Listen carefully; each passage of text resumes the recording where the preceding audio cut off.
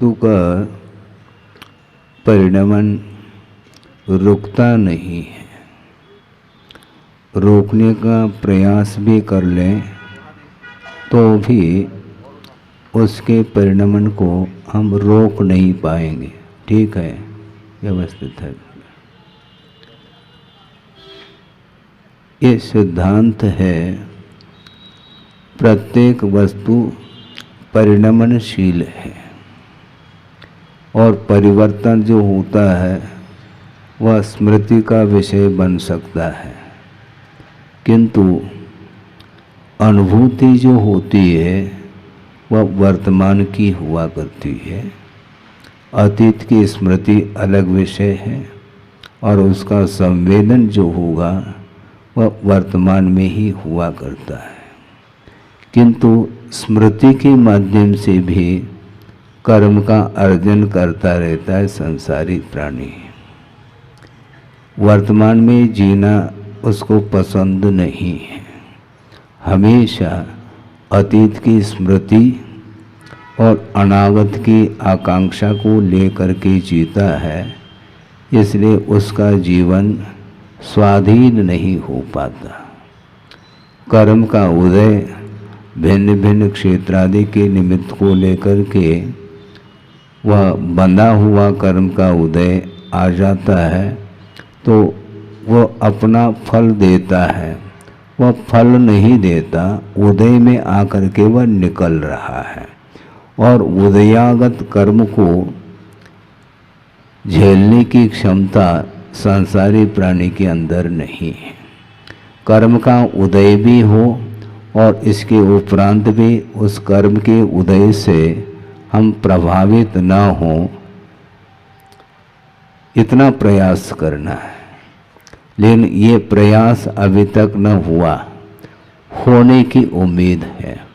कभी कभी मन में स्वाभाविक रूप से विकल्प आ सकता है, जब अभी तक वह मोक्ष प्राप्त नहीं किया गया अपने द्वारा तो भविष्य में क्या संभावना है। कभी कभी लगता है कि असंभव तो नहीं है, असंभव नहीं, किंतु समीचीन पुरुषार्थ यदि करते हैं तो वो कोई भी असंभव वाली बात नहीं है। किंतु द्रव्य की ओर दृष्टि, वस्तु के स्वरूप की ओर दृष्टि नहीं जाने के कारण ही वह मोह से प्रभावित होता चला जाता है। वस्तु के स्वरूप को हम कैसे समझे महाराज? जो स्वरूप है, स्वभाव है, वह अपने आप में एक अलग अस्तित्व रखता है, किंतु जो परिणमन वैभाविक हो रहा है, अशुद्ध रूप से परिणमन हो रहा है, उसके कारण ही आपका जो मन है वह गाफिल होता रहता है। यह शरीर है आपका, जो कि पौद्गलिक वर्णा से ही वह निर्मित है। यदि शरीर में जो असंख्यात अथवा अनंत परमाणु लगे हुए हैं वह सारे सारे बिखर जाए, कोई पहचान हो सकती है? आपकी जो पहचान हो रही है वह शरीर के माध्यम से हो रही है, और वह शरीर यदि मान लो बिखर जाता है तो वह आत्म तत्व उसमें रह नहीं पाएगा। तो आत्मा की पहचान वस्तुतः वर्तमान में शरीर के आश्रित वह परिचय हो रहा है, उसकी पहचान हो रही है, और इस पहचान को ही अपनी पहचान मान करके वह चल रहा है। एक दूसरे के साथ परिचय देने का वह पुरुषार्थ करता है, और 2 दिन तक लगातार परिचय में ही लगाया आप लोगों ने। 15 तारीख और 16 तारीख परिचय जो दिया है एक दूसरे के प्रति, वह परिचय न आत्मा का परिचय तो है ही नहीं, किसका परिचय? लेकिन पता नहीं आबाल वृद्ध इस परिचय से जुड़ा हुआ है, जबकि अतीत अनंत काल में इस प्रकार की पर्यायों को अनंत बार प्राप्त कर लिया, इसके बावजूद भी अभी भी परिचय में लगा हुआ है। अतीत भव में हम कहाँ थे, हमारा संबंध किसके साथ किस रूप में था, किस पर्याय के साथ हम अपना जीवन गुजारते रहे, इसके बारे में कोई भी किसी को परिचय हो तो बताओ। अतीत की परिचय है नहीं, और वर्तमान में जो कुछ भी उम्र मिली है उसी में एक दूसरे के साथ वह संबंध जोड़ने का पुरुषार्थ करता है। और जो व्यक्ति संसार से ऊपर उठना चाहता है तो वह संबंध को पसंद नहीं करता। महाराज ये हमेशा आप मंच पर बैठ करके ये क्या कहते रहते हैं, हमें समझ में बात नहीं आती।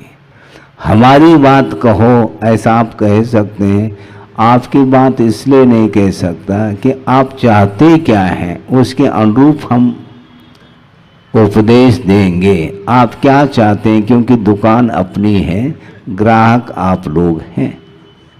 आप क्या चाहते हैं बोलो।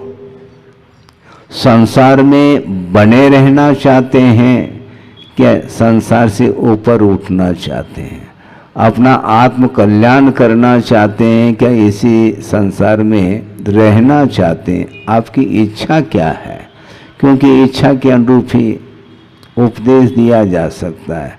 तो आप कहेंगे महाराज हम यहाँ रहना नहीं चाहते हैं, तो यहाँ सम्मेलन क्यों किया।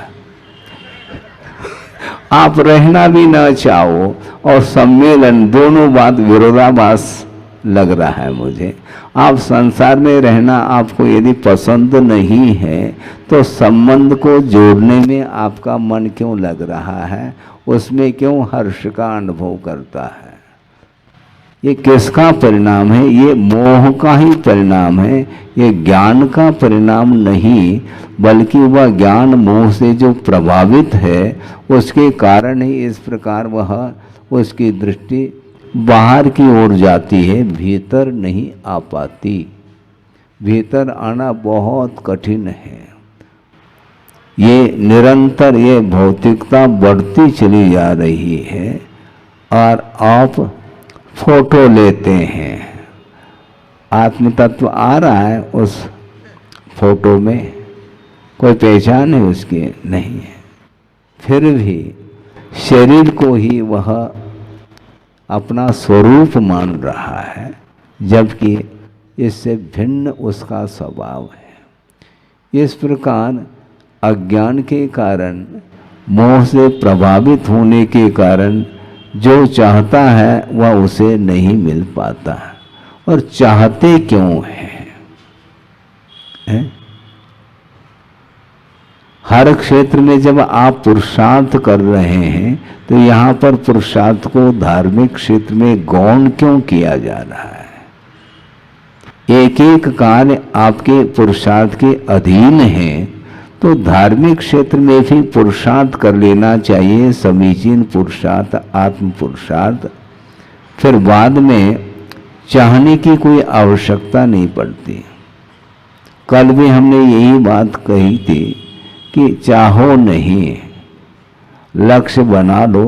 हमें प्राप्त करना है पुरुषार्थ के माध्यम से।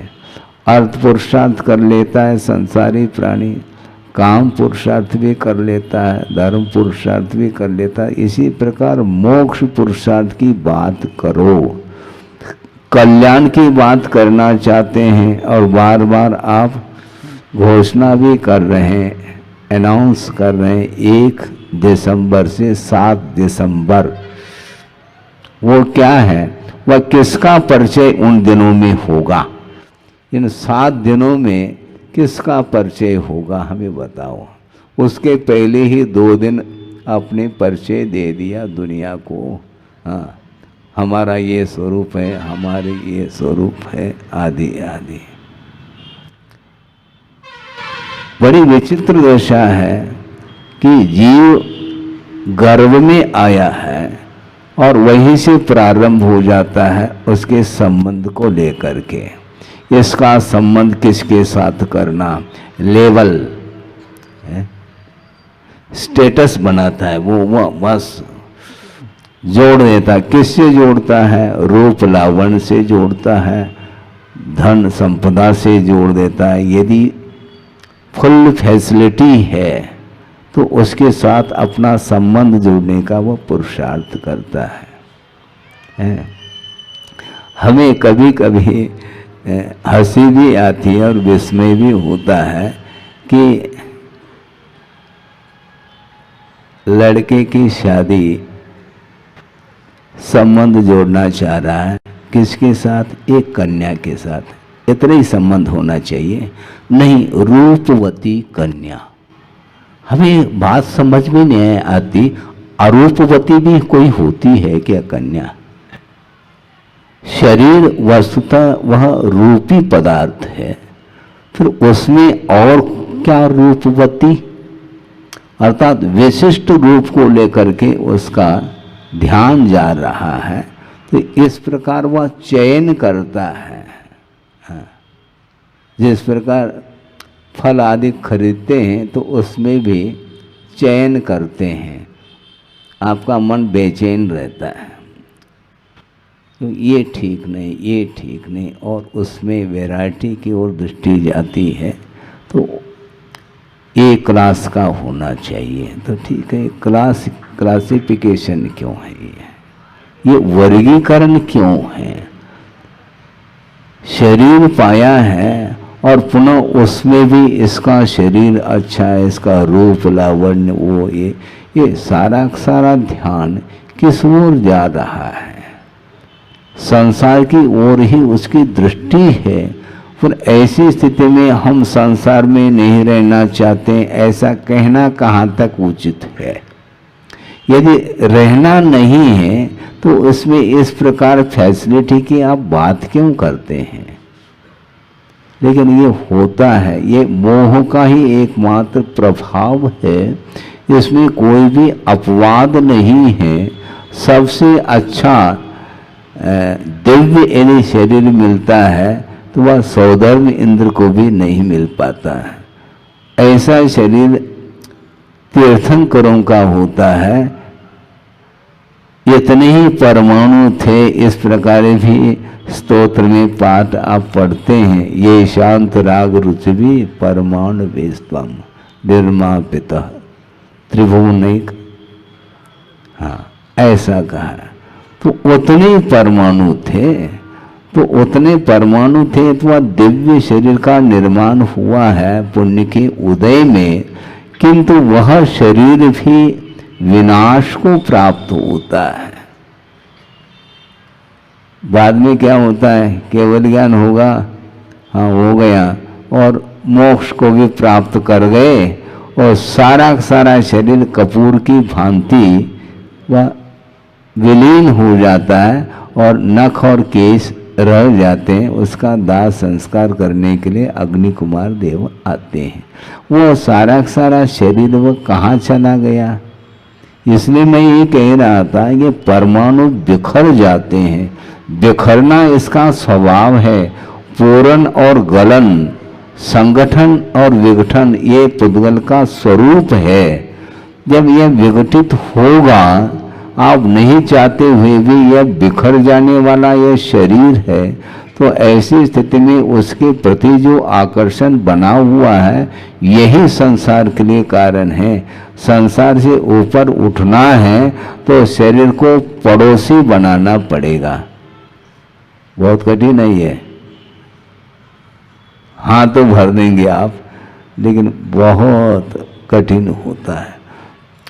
दीर्घ काल तक जीवन जिया है, इसके बाद भी उस दीर्घ काल में आत्मा और शरीर का परिचय नहीं हो पाया, तो कौन सा सम्मेलन है? परिचय ये ठीक नहीं, क्योंकि शरीर का ही परिचय किया जा रहा है। आत्मा का कोई भी परिचय, उसका स्वरूप सामने आ ही नहीं रहा है। वस्तुतः देखा जाए अनंत अवस्था भी आत्मा की स्वाभाविक परिणति नहीं है, ऐसा कहा है।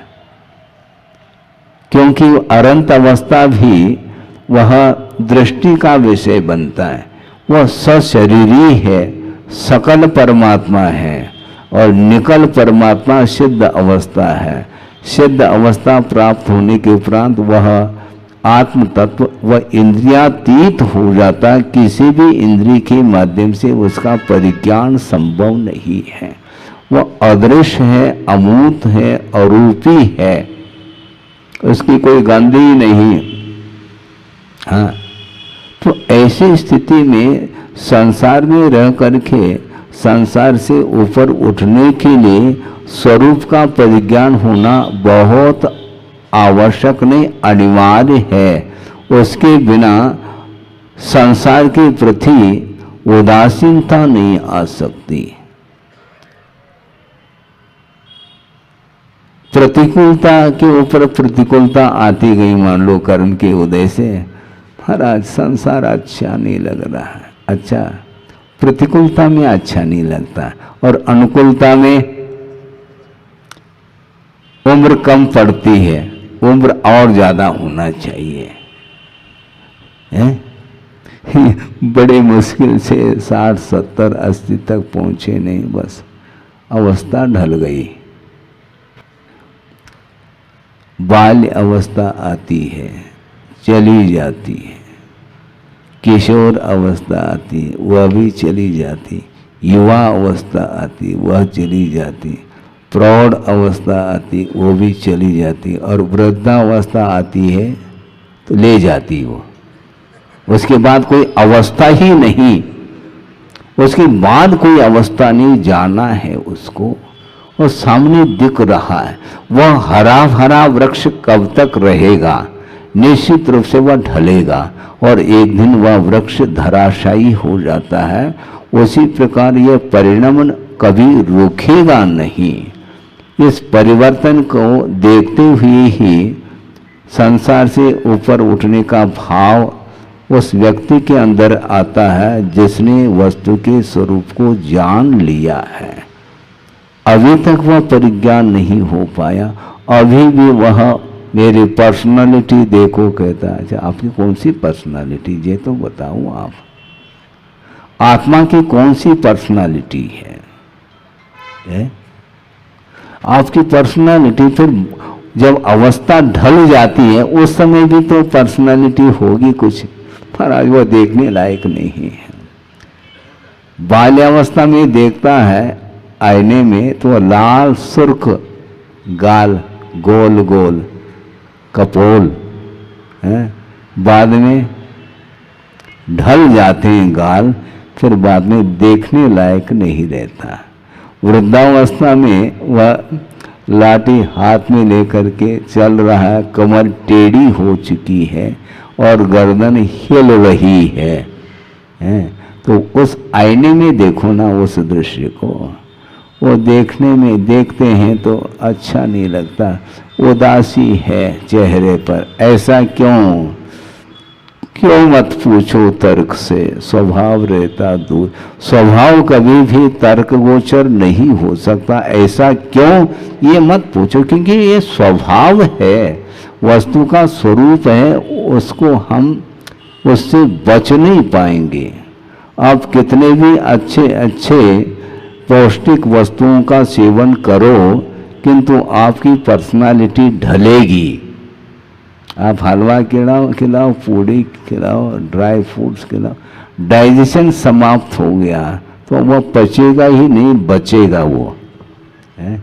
पचता नहीं, बचता है। हाँ, जो खाया है वह पचेगा नहीं, डाइजेस्ट नहीं होगा, क्योंकि मशीन पुरानी हो गई, वर्कशॉप।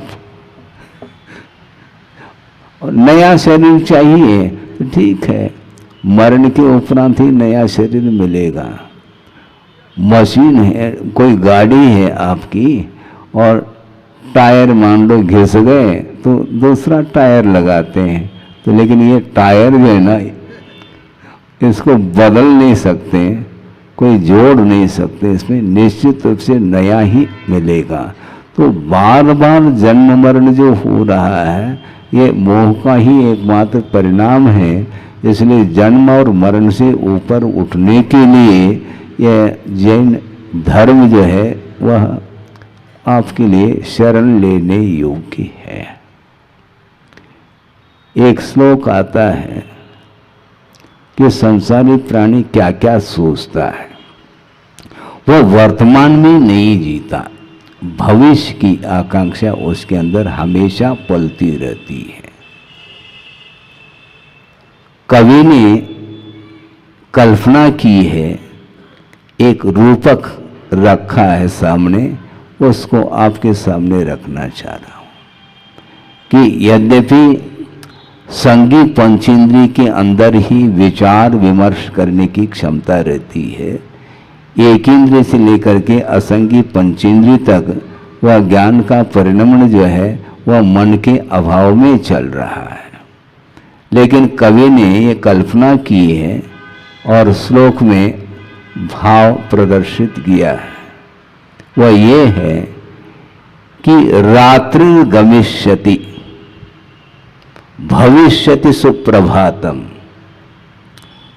रात्रि गमिष्यति भविष्यति सुप्रभातम, भास्वान उदेष्यति हसिष्यति पंकजश्री, एवं विचिंतयति कोशगत द्विरेफ, हा हंत हंत नलिलीम गजवुज्ज हारे। ये संस्कृत में है, इसका भाव आपके सामने है। कोशगता द्विरेफा, द्विरेफ बोलते हैं भ्रमर को, और वह कमल के अंदर बंद है कोशगतः, वह सोच रहा है, जबकि वह भ्रमर है, वह असंगी है। लेकिन परिकल्पना तो देखो कवि की, वह भ्रमर सोच रहा है क्या, रात बीतेगी, प्रभात होगा और सूर्य उदित होगा, ये सब भविष्य की बात है, और कमल खिलेगा और पुनः मैं उस पराग का सेवन करूंगा। इस प्रकार वो उस कमल के भीतर बैठ करके वह भ्रमर विचार कर रहा है। इतने में वह सरोवर में जो कमल था बंद था और वह हाथी पहुंच गया और वह उसको चबा लिया। हा हंत हंत नलिनीम गज उज्जहार, उस गज अर्थात हाथी ने उसको कवल बना लिया उसने। अब वह हाथी के पेट में गया है, वह भ्रमर अवसान को प्राप्त हुआ। सोच क्या रहा था, रात व्यतीत होगी, मतलब भविष्य की चिंता है, और प्रभात होगा, सूर्य उदित होगा तो कमल खिलेगा, कमल खिलेगा तो मैं पराग का पुनः सेवन करूंगा। ये भविष्य की चिंता, भविष्य का चिंतन, और इसमें वर्तमान चला जाता है। इसी प्रकार महाराज अभी तो खाने पीने के दिन हैं, हम बाद में सोच लेंगे, अभी तो आप अपना काम करो, सुनाओ, हम सुन रहे हैं। ग्रहण करने की बात अभी नहीं, फिर अभी नहीं तो कभी नहीं, फिर क्योंकि अवसर चूक जाएगा, पुनः यह मनुष्य जीवन मिलेगा नहीं मिलेगा इसके बारे में क्या गारंटी है, कुछ भी नहीं। मनुष्य भाव मिला पुण्य के उदय से और वह अवसान को प्राप्त हो जाता है, वह पुनः मनुष्य भय को प्राप्त करने के लिए इतना आसान नहीं है, वह दुर्लभ पर्याय मानी जाती है। मान लो ज़्यादा से ज़्यादा पुण्य के उदय से वह अवसान को प्राप्त करके स्वर्ग पहुंच जाएगा। स्वर्ग के बाद वहाँ से जब उतरेगा तो वह तिर्यंच भी बन सकता है, ये ध्यान रखो। सिद्धांत है 12वें स्वर्ग तक का जो देव है वह मिथ्या दृष्टि देव, वह तिर्यंच आयु का बंद करके पंचेंद्रिय तिर्यंच हो सकता है। और पहले दूसरे स्वर्ग का जो देव है वह एक इंद्रिय पर्याय को भी प्राप्त कर सकता है। ये आपका भविष्य है, सोचो विचार करो।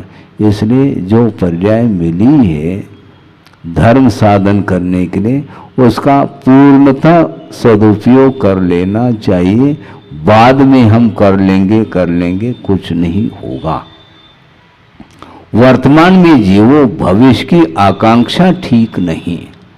ये इच्छा जो है ना, ये आशा, ये अंत को प्राप्त नहीं हो सकता। और की जो भूख है, जो तृष्णा है, वह मिटने वाली नहीं है।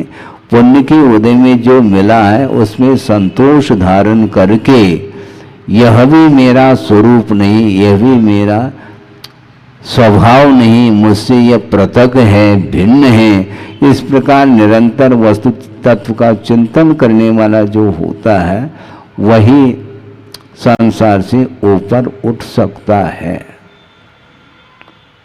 घूम फिर करके प्रतिदिन कोई न कोई प्रसंग बना करके संसार के स्वरूप के बारे में ही हम समझाना चाहेंगे, क्योंकि संसार का स्वरूप जब तक ज्ञात नहीं होगा तब तक संसार से ऊपर उठने का भाव भी जागृत नहीं होगा।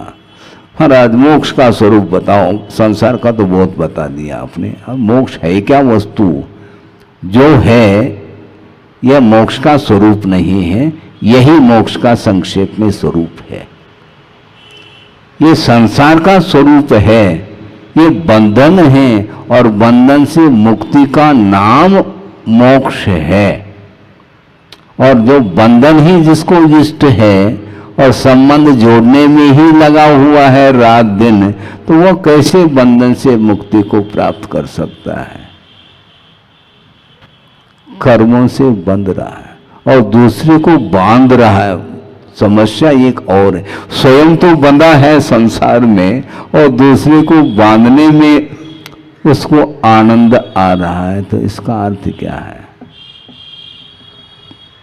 और दूसरा कह देता महाराज हमारे साथ जबरदस्ती हो गई। गलत बात है ये। काय को जबरदस्ती हुई? हमारे साथ जबरदस्ती क्यों नहीं हुई है? जबरदस्ती थोड़ी होती, स्वयं की इच्छा, स्वयं की उत्कंठा, स्वयं की ही आशा रहती है, इसलिए दूसरे के ऊपर वह आरोप जाता, ये ठीक नहीं है। महाराज पंचम काल है। अच्छा, आचार्य ज्ञान सागर जी महाराज ने कहा था कि पंचम काल और चतुर्थ काल ये छोड़ो। चतुर्थ काल में भी हलवा बनता था, पंचम काल में भी बन रहा। काल ने क्या किया मुझे बताओ आप है? पंचम काल में हलवा बन रहा है क्या? नहीं बन, वही उसी प्रकार चतुर्थ काल में बनता था। अब काल के ऊपर क्यों दोष देना चाहते हैं? जिस काल में जो साधक साधना कर रहा है वही काल आपके लिए भी है। गुरुदेव के लिए चतुर्थ काल रहा हो ऐसा, और आपके लिए पंचम काल, ऐसा नहीं। दोनों के लिए एक सा काल है। काल एक मात्र एक निमित्त है, किंतु जो काल मिला है उस काल में जहाँ तक हम अपने आप को विकसित कर सकते हैं वहाँ तक किया जा सकता। आप स्वतंत्र है। नाम तो किसी का स्वतंत्र रखा जा रहा है, लेकिन वह परतंत्र है? वस्तु स्वतंत्र है क्या परतंत्र है? इसके बारे में तो सोचो। आप जो चाहेंगे वह होगा। हाँ, आप पराधीन नहीं हैं। मान लो आपने किसी को निमंत्रण दे दिया भोजन के लिए, यहां तक तो ठीक है, लेकिन उसको बाध्य कर दो तुम्हें ये लेना ही पड़ेगा, गलत बात है। वो कहता है मुझे निमंत्रण न दे तो और अच्छा है। निमंत्रण देने का अर्थ ये थोड़ी कि हमें पूरी तरह से बांधना चाहो आप। नहीं, हमें जो इष्ट है वो हम ले लेंगे। परोसना आपका काम है, लेना आपके अधीन थोड़ी है। इसी प्रकार श्रमण लोग आहार के लिए जाते हैं, विधिवत आहार लेंगे, और आप दाता हैं, लेकिन इस जगह आते ही नहीं कि महाराज आपको लेना ही पड़ेगा। गलत है, ऐसा नहीं लेना पड़ेगा। हम लेते नहीं। एक बार की बात है कि थाली लगा दी और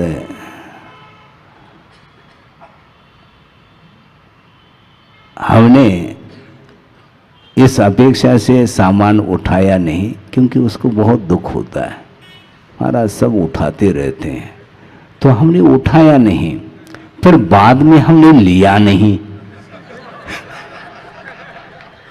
तो आहार होने के उपरांत वह कह रहा है महाराज आपने उठाया नहीं, तो हमने रखा थोड़ी, रखा आपने है, हमने ना उठाया है ना रखा है, हमें जो लेना वो लेंगे। इतनी स्वतंत्रता तो हमारे अंदर है। आपने उठाया नहीं महाराज, हमने रखा कहाँ मुझे बताओ। थाली आपने दिखाया है, थाली में सामान आपने रखा है, हमने तो रखा ही नहीं है, तो उठाने का क्या प्रश्न है। जो लेना वो ले लेंगे, नहीं लेना है तो नहीं लेंगे। स्वतंत्र है। उसी प्रकार प्रत्येक द्रव्य जब स्वतंत्र है तो वह पराधीन क्यों? मोह के कारण ही इस प्रकार उसकी वृत्ति बन रही है, वह दूसरे को दोष देता है। हाँ, हमारा तो भाव महाराज बिल्कुल कतई नहीं था, लेकिन इतनी जबरदस्ती हमने पहली बार देखा, ऐसा वो कहता है। अच्छा, पहली बार नहीं, अनंत बार हुआ, ये ध्यान रखो। अनंत बार शादी हुई है और ये पहली बार थोड़ी है। संबंध स्वयं को इष्ट है, इसलिए वो सोर जाता है। सोचो, विचार करो, राम और लक्ष्मण के बारे में तो सोचो। दोनों भाई भाई हैं और एक का पतन हुआ है और एक का पूर्णतः उत्थान हुआ। राम मुक्त हो गए और सीता स्वर्ग में है अभी, और रावण भी नीचे गया है और लक्ष्मण भी नीचे पहुंचा है। ऐसा क्यों महाराज? है नारायण है ना, लक्ष्मण नारायण है। नारायण पद जो मिला वह बिना पुण्य के उदय तो नहीं मिल सकता है, लेकिन इसके उपरांत भी वह पुण्यानुबंधी पुण्य नहीं था, इसलिए उसका पतन हुआ। इसको पापानुबंधी पुण्य बोलते। पुण्य का अनुबंध पाप के साथ है। हाँ, पुण्य का जो उदय हुआ वो पाप के साथ अनुबंध रख रहा है, वो परंपरा से वो गिरेगा। निदान के साथ वह पहुंचा है ऊपर, मुझे नारायण पद मिल जाए तो सीधा स्वर्ग पहुंच गया। वहां से उतरता है तो नारायण पद उसको मिलता है, लेकिन उसका मरण हो जाता है, नीचे पहुंच जाता है। नारायण, प्रतिनारायण, रुद्र, ये सारे सारे अधोगति के पात्र बनते हैं। तो एक ही परिवार में राम भी और लक्ष्मण भी, और ये जमीन आसमान का अंतर क्यों है? ये अंतर अपने परिणामों के माध्यम से ही दिखाई दे रहा है। वो तय कहीं से, लेकिन एक ही परिवार में उत्पन्न होकर के भी एक को मोक्ष मिल रहा है और एक को नरक मिल रहा है। महाराज ये पक्षपात हो रहा है, ऐसा हमें लगता है। आपको वही लगता है ना? पक्षपात नहीं है ये। हाँ, क्योंकि पक्षपात का फल है, ये पक्षपात का ही फल है।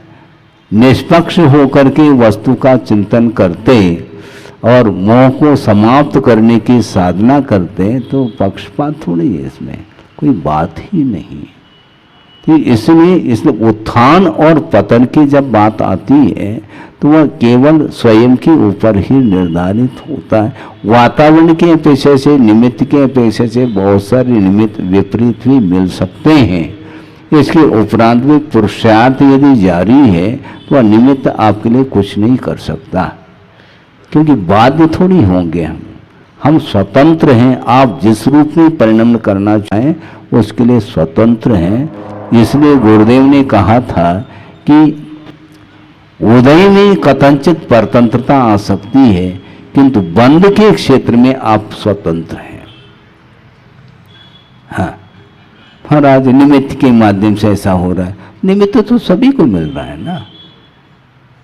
मोह यदि नहीं है उस वस्तु के प्रति, तो वस्तु क्या जबरदस्ती आपको बंद करा सकता है क्या? नहीं। सोचो, विचार करो, दृष्टि का अंतर है। एक श्रावक आया और द्रव्य चढ़ाया पास में। वह द्रव्य क्या था? निर्वाण लाडू। तो हमारे निकट ही तो है, और लाडू से आप बहुत दूर हैं, लेकिन इच्छा तो आपकी होगी, मेरी तो नहीं होगी। मोदक अर्थात लड्डू खाने की इच्छा जिसके अंदर है, वह लड्डू नहीं भी है तो बना करके खा लेगा, वो स्वतंत्र है। और जिसकी खाने की इच्छा ही नहीं और सामने भी हो, तो वस्तु उसके लिए कभी भी बाध्य नहीं कर सकती, आपको लेना ही पड़ेगा। नहीं, ऐसा नहीं, ये हमारे ऊपर, हमारी इच्छा के ऊपर है। तो इच्छा का जिसने निरोध किया है, तो उसके अंदर वह वस्तु कुछ भी नहीं कर सकती। और आपके सामने वह वस्तु नहीं भी है, तो स्मृति के माध्यम से उसी वस्तु के लाभ के लिए, उसको प्राप्त करने के लिए आप निरंतर पुरुषार्थरत रहते हैं। इसलिए इच्छा के बिना संसार का निर्माण नहीं होता। जहाँ इच्छा का निरोध हो गया, तो संसार का अभाव होने में अब देर नहीं लग सकता। 10 बज गया है, इतने, क्योंकि परिणाम तो अनंत काल तक चलेगा। अनंत काल तक थोड़ी उपदेश दे पाएंगे अपन। उपदेश तो आधा घंटे के लिए था, वो हो गया। इसलिए हमारा ये कहना है कि वस्तु का स्वरूप जब तक ज्ञात नहीं होता, तब तक सारे सारे विचार मन में जो आते हैं, वो विपरीत ही विचार आते चले जाते हैं, और उसके माध्यम से ही वह अपने ही परिणाम के द्वारा पुनः अपने आप को बांधता चला जाता है। बांधने वाला कोई दूसरा नहीं, अपने ही परिणामों के द्वारा वह अपनी आत्मा बंधती चली जाती है कर्मों से। इसलिए कर्म बंध से बचने के लिए आपको शास्त्र का, आगम का आधार लेकर के वस्तु तत्व का यदि चिंतन करोगे, तो निश्चित रूप से वस्तु तत्व का परिज्ञान हो जाता है। तो निश्चित रूप से वह ग्रहण करने योग्य नहीं है, ऐसा मन में भाव जागृत होता है, तो वह छोड़ देता है। महाराज वस्तु छूटता नहीं, मोह छूटेगा नहीं, छोड़ना पड़ेगा। ये आपके बदन पर जो वस्त्र आए हैं, वह आपने पहना है क्या अपने आप? है? वस्त्र चढ़ गए क्या? अपने आप चढ़ते तो हमारे ऊपर भी अपने आप चढ़ जाना चाहिए वस्त्र। वस्त्र को पहनते हैं आप, और उसमें भी चॉइस और है, अलग अलग क्वालिटी के, वैरायटी, पसंद, उसमें भी पसंद। ये सब बुद्धि पूर्वक ही सब कार्य करता चला जा रहा है। जिस प्रकार बुद्धि पूर्वक ये आप कार्य कर रहे हैं सांसारिक कार्य, उसी प्रकार उस मोह को छोड़ने के लिए बुद्धि पूर्वक पुरुषार्थ करना होगा, जिसके माध्यम से ये शरीर से आत्म तत्व पृथक हो सकता है। हो इस पवित्र भावना के साथ। अहिंसा परमो धर्म की जय।